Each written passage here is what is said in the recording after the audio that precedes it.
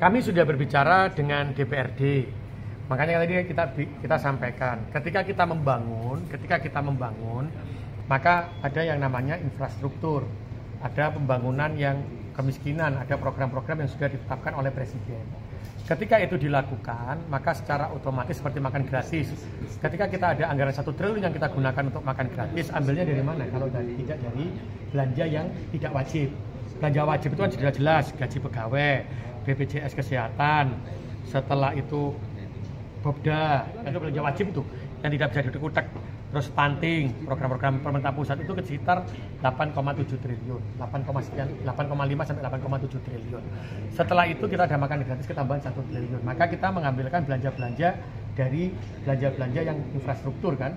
Nah, ketika ada belanja infrastruktur yang diambil, maka kita sepakat dengan DPRD, kita tidak bisa mengurangi infrastruktur.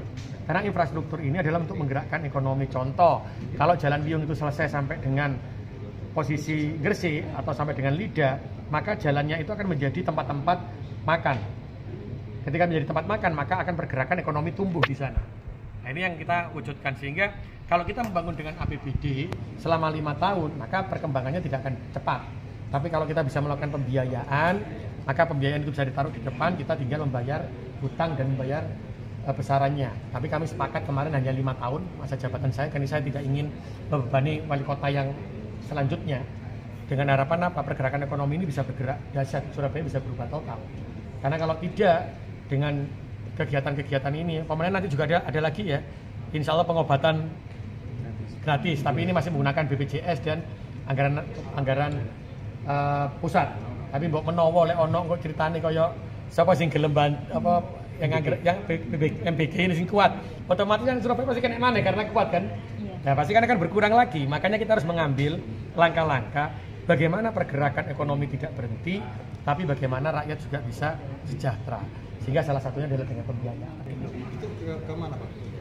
Kita masih melihat ya, kita masih ada di bank, kita masih ke SMI, kita berbicara dengan Bank Jatim, kita bicara dengan Bank Mandiri, yang insya Allah semua itu akan sekitar bulan Mei dan bulan Juni.